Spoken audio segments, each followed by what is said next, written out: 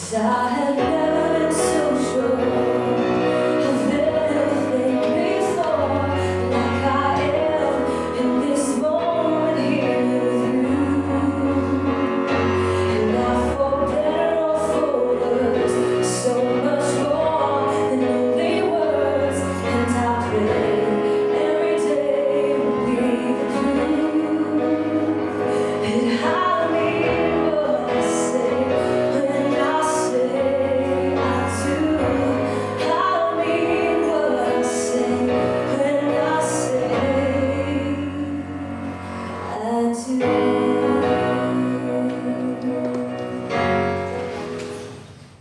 Please be seated.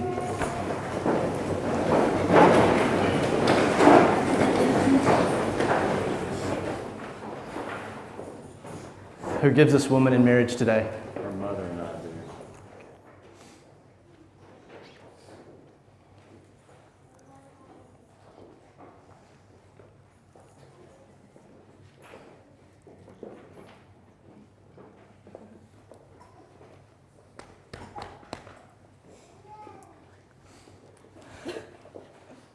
As we begin today, the mothers of the bride and groom have written some thoughts to be shared.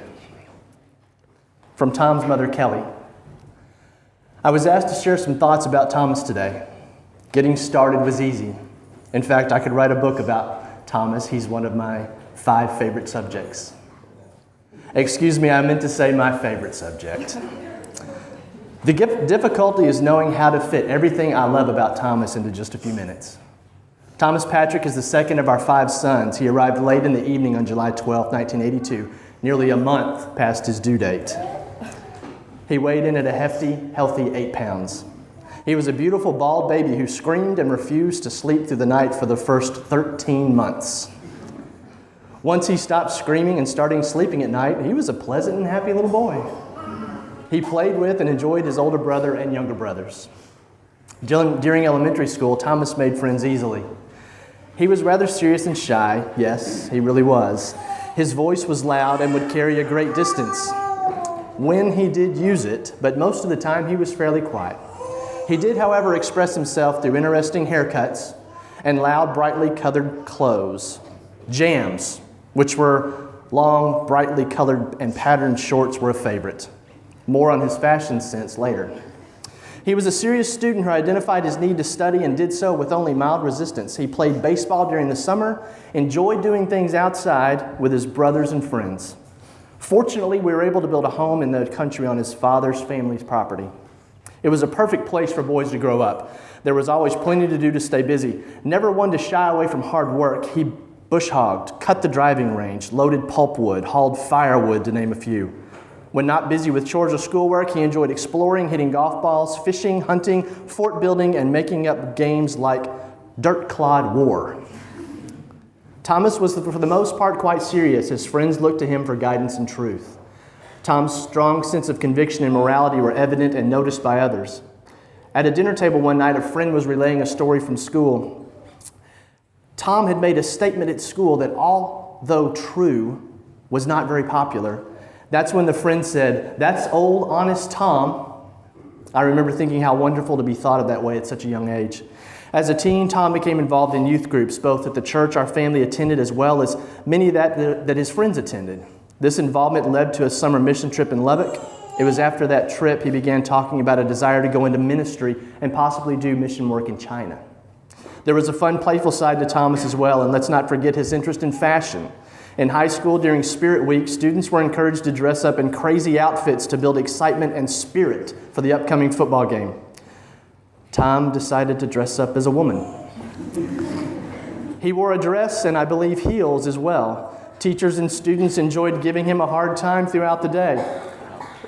He was seated in an afternoon class waiting on the instructor to arrive when roars of laughter broke out as she entered the room because she and Tom had on identical dresses. It was great. No one could decide who looked best in the dress. Lindsay, you might be thinking about keeping a lock on your closet door. The direction of Tom's life changed greatly with the 9/11 tragedy. Almost immediately, he decided to join the Marine Corps. He signed, finished the semester at college, and was off to boot camp at MCRD in San Diego. His infantry training went well, and he was looking forward to defending his country in Iraq. His drill sergeants, however, recommended him for the Silent Guard, a group of Marines who protect the commandant's quarters in Washington, D.C. and perform parades during the summer months. Tom was torn because he felt he could better serve his country in Iraq, but was informed it was a great honor to be selected for the Guard and was discouraged from turning down such an honor. He reluctantly agreed and was off to Washington, D.C. He continued to request any opportunity to join the troops in Iraq, and finally it happened. Replacement troops were being organized, and he volunteered and was selected. He was with the first group of Marines to sweep through the center of Fallujah. It was during the Battle of Fallujah that Tom was seriously wounded. After multiple surgeries and weeks of hospitalization, he came home to recover. During those recovery months, he spent much of his time speaking engagements at which he told his story, giving thanks and praise to God for his life and his healing. After receiving the Purple Heart, Tom was discharged from the Marine Corps. He went on to attend and graduate from A&M. It's been wonderful to watch the process of healing which has been taking place in his life over the past 8 years. Tom has always been a very loving, caring, and thoughtful person. His experiences have amazingly helped him to become even more so. He has developed a true sense of what is most important in life. His values are stronger and his sense of humor and love of life much larger. It is an honor to be part of his life, and I feel blessed to be his mother. Jeremiah 29:11 says, "For I know the plans I have for you, declares the Lord, plans to prosper you and not harm you, plans to give you hope and a future." God has enriched Tom's life by bringing Lindsay into it. It's as if she was the final piece of his healing, the part that made the picture complete. Now, together, they can hope and dream and share that future that he has planned for them. From Lindsay's mother, Athena.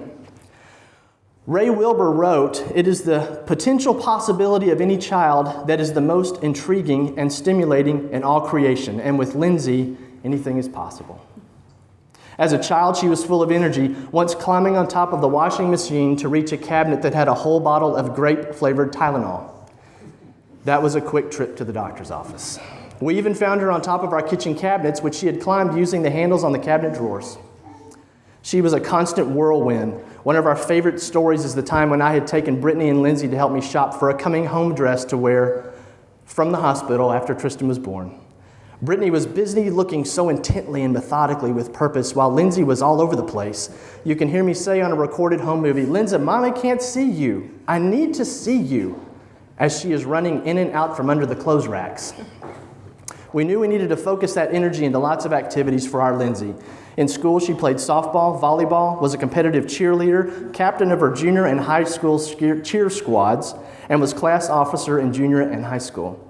I even signed her up during one of her spring breaks for lifeguard training. She didn't need to have a week without keeping busy and focused. Outside of school, she was once again all over the place, from showing lambs in Midland to rappelling mountains in Colorado, swimming with the dolphins in Hawaii, playing soccer in Argentina, touring countries like Germany, Austria, and England, even enjoying summers with cousins, whether they were cruising to Cozumel, swimming in Bahamas, bungee jumping at Schlitterbahn, water skiing right here at Possum Kingdom, or being the ringleader for the play they would put on when all the cousins got together. And being all over the place has also brought so many possibilities to those around her. Lindsay has been on numerous medical mission trips to the Ukraine, Dominican Republic, Africa, and Guatemala. She desires to show, with God, all things are possible. One of her sponsors once wrote about Lindsay while in the Dominica, saying when they visited the dump grounds where the poorest families lived, she gave the very shoes off her feet to one of the ladies living there. And then someone had to carry her back to the truck. I've seen Lindsay shovel dirt and paint in hot sun with tireless determination. She is not intimidated by any task, no matter how difficult or strenuous, and I've never heard her complain even once. She rises to any occasion, whether participating in a bucket line, transferring heavy buckets of cement, or playing soccer against the locals. I've seen Lindsay reach out to the poorest of families, especially showing great concern for children by playing with them, listening to them, laughing with them, always with such warmth and tenderness. Whenever we visited the city dump or the hospital inhabited by Haitians, Lindsay was the first to successfully connect with children. And she always led by example and will bravely go first when others hold back. Now, I'm going to depart from Athena's letter for just a minute. I was given permission to interject my own little story here because I was on this trip. And this was where I got to know Lindsay in the Dominican Republic. And just as this other person stated, I watched her work tirelessly and give of herself for an entire week. I watched her reach out to children and absolute strangers in amazing ways. And when our work was done for the day, I watched her chase wild turkeys around the mission compound where we stayed. As the week progressed, she gradually got closer and closer and closer to catching one, but just never quite got there. Tom, you are indeed marrying a very determined woman. I even have a couple of pictures of her, and you can see it in her face. She was going to catch one of those turkeys. Some people say today she has.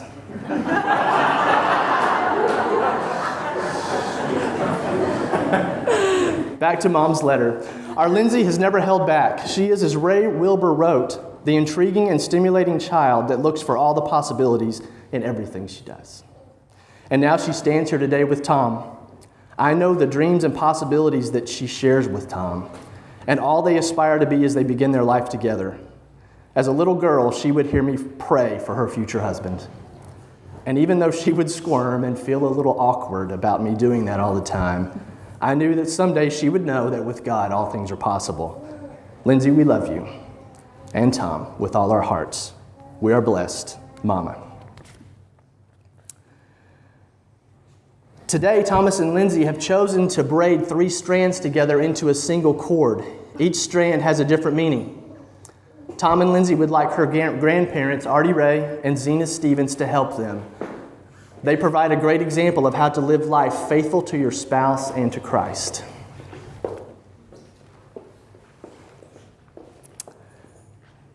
The white strand represents God and His majesty.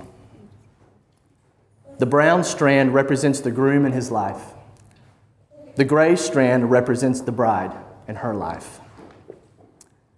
In braiding these 3 strands together, Thomas and Lindsay are demonstrating that their marriage is more than a joining of 2 lives. It is a unity with God as well. They have chosen to allow God to be at the center of it, woven into every aspect of it. As Ecclesiastes 4:9-12 reads, 2 are better than 1 because they have a good return for their work. But if one falls down, a friend can help him up. But pity the man who falls down and has no one to help him up. Also, if 2 lie down together, they can keep warm. But how can one keep warm alone? Though one may be overpowered, 2 can defend themselves.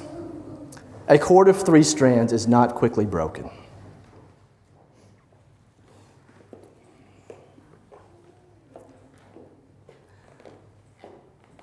Thomas and Lindsay have chosen a traditional hand fasting ceremony, which symbolizes the promise they are making to be bound to each other. These are the hands of your best friend, young and strong and full of love for you, that are holding yours on your wedding day as you promise to love each other today, tomorrow, and forever. These are the hands that will work alongside yours as together you build your future and you share your innermost secrets and dreams. These are the hands that will passionately love you and cherish you through the years, and with the slightest touch will comfort you like no other. These are the hands that will hold you when fear or grief fills your mind. These are the hands that will countless times wipe tears from your eyes, tears of sorrow and tears of joy. These are the hands that will tenderly hold your children.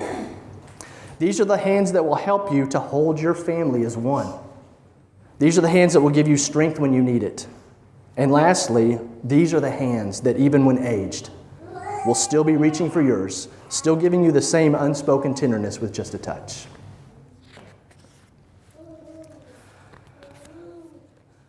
Let's pray over Tom and Lindsay as they make this commitment. Lord, Tom and Lindsay stand here as a man and woman committed to you. Today, they confirm that commitment to you, but also come to pronounce their commitment to each other. As they have demonstrated in this ceremony, their desires to bring their lives together in a bond that has you in the middle. Weave yourself into their marriage. Grant them peace and joy as only you can, and strength when times are hard. Remind them daily that when they keep their eyes on you, they cannot help but grow closer to each other. We rejoice with them as they make this commitment before you. As their family and friends, we also make a commitment today, a commitment to Tom and Lindsay, to love them and support them and encourage them as they begin this new life together. Thank you for your commitment to all of us. In Christ's name, amen.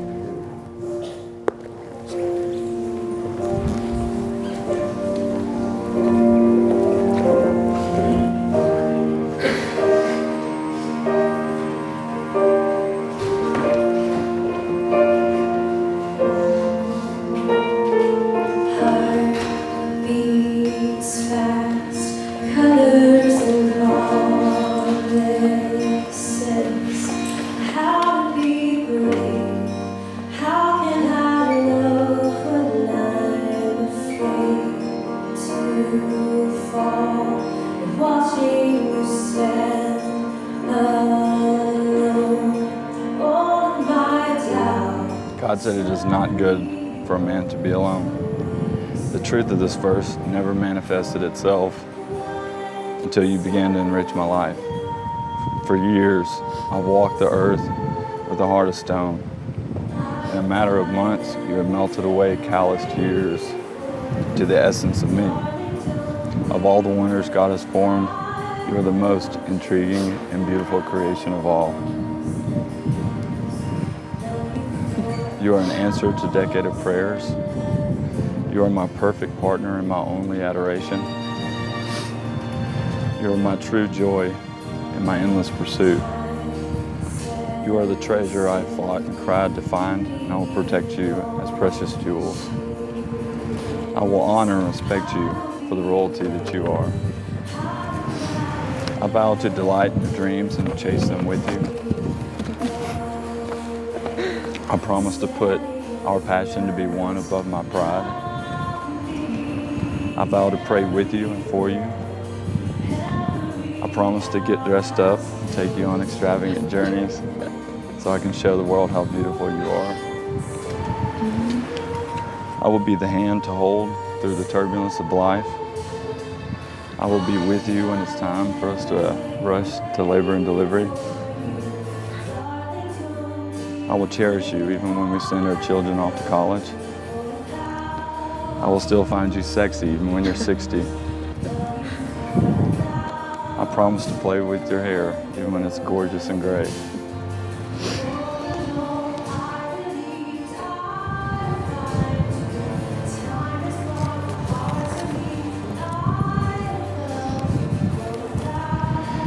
And when I find you in heaven, we will know it's just the beginning of our forever.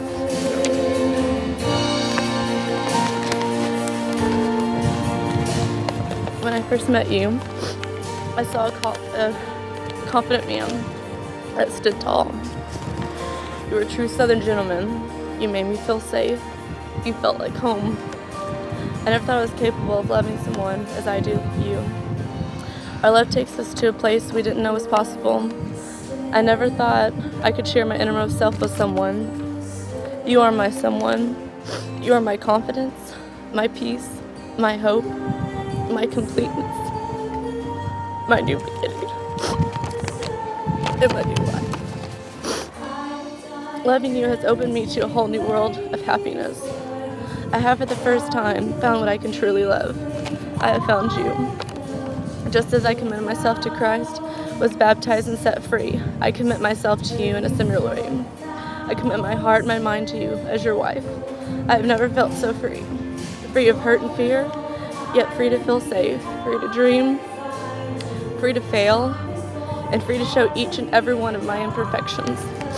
His love will never fail us, nor will ever give up. It endures forever, just as my love is for you. We are called to love like he did. And I vow to love you as Christ loved us.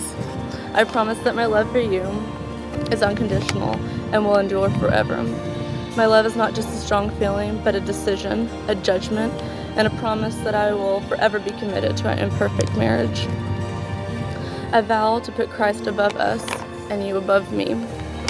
Christ chose you and I will walk in the way that he has planned out for us. And so I tell you this, I vow to be committed to you with my fullest love and devotion. There is no I or you, it is we. I vow to be your calm when a storm strikes. I vow to pray with you and pick you up when life knocks you down. I vow to be your friend, to laugh with, to care with, and to grow with.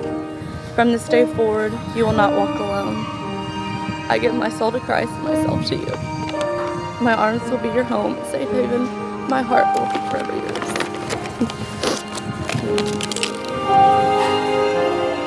I think this is really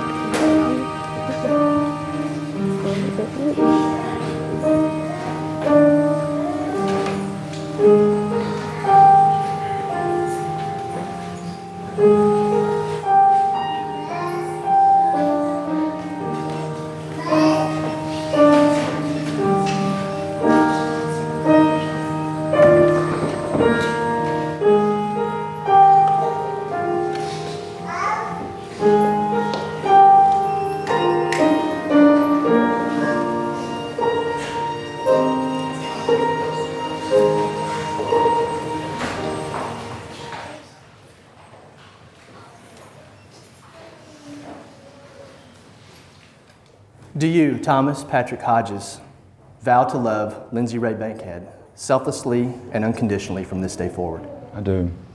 Do you vow to honor and respect her, to help her fulfill her dreams, achieve her goals, to sustain her through life's highs and lows, and to always communicate with honesty and openness? I do.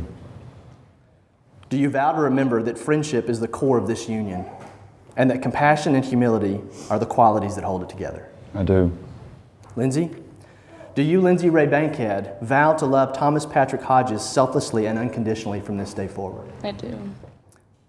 Do you promise to honor and respect him, to help him fulfill his dreams, achieve his goals, and sustain him through life's highs and lows, and to always communicate with honesty and openness? I do. Do you promise to remember that friendship is the core of this union, and that compassion and humility are the qualities that hold it together? I do. Please give them the rings to be exchanged.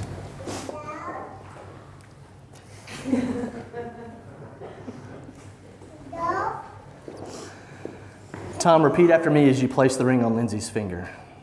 I, Thomas Patrick Hodges, give you this ring I, Thomas Patrick Hodges, give you this ring as a symbol of my love and devotion.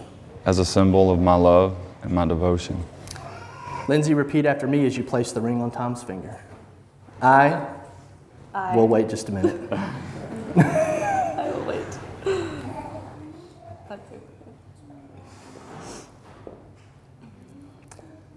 I, Lindsay Ray Bankhead, give you this ring I, Lindsay Ray Bankhead, give you this ring as a symbol of my love and devotion. as a symbol of my love and my devotion. I now pronounce you husband and wife. Tom, you may kiss your wife.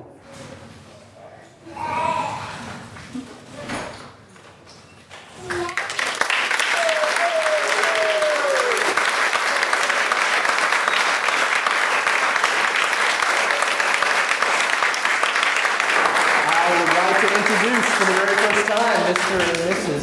Thomas Hodges.